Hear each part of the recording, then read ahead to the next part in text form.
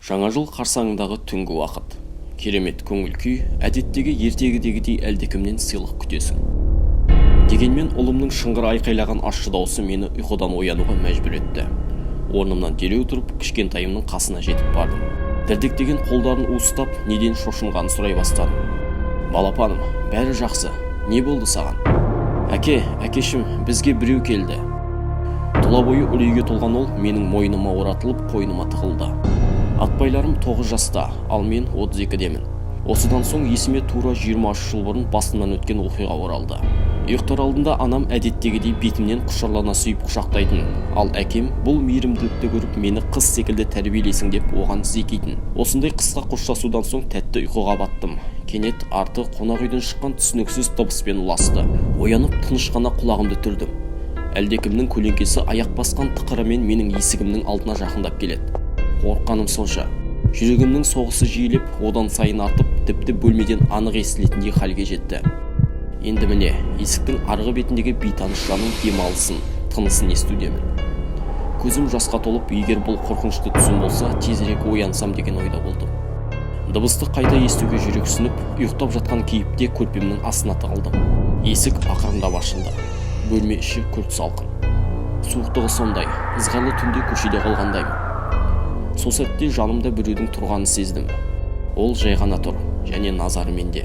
Демалысы өте ауыр, үскірік. Жүрегім әлі үрейге тола, денем болса мұз. Тістерім қарысқан, ал жұдырығым барынша түйулі. Қозғалып сыр бермеу мақсатым. Есіктің жабылған дыбысы.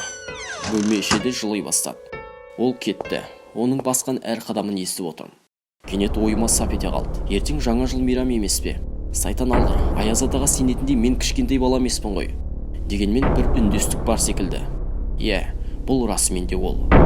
Бойымдағы үрей сейіліп, таңғажайып оқиғамен ұйқыға баттым. Ертесімен тұрып алып, сыйлық іздемек ниетте шыршаның жанына аттандым. Бірақ ойлағанымдай емес, ештеңе жоқ. Үміттің жетегіне еріп, іздемеген жерім қалмады. Сыйлық мүлдем жоқ.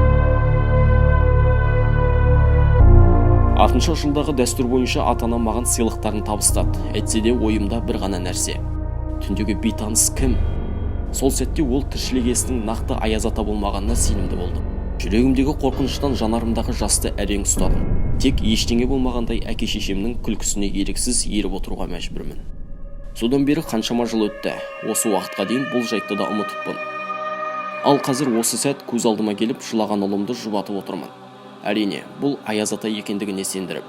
Баламның көңілі орнығып, әйелім екеуміз шыша астына жасырған сыйлыққа қарай қадам бастық. Оның қуанышында шек жоқ. Жаңа ойыншық. Ал менің құрсылдерім ғана қалғандай. Қолдарым мұздап, жүрегімде сол баяғы үрей. Айналамыздағы бұл тылсым жанның кім екендігі әлі жұмбақ. Жаңа жылдарыңызбен жаратқан әрдайым демеп жүрсін.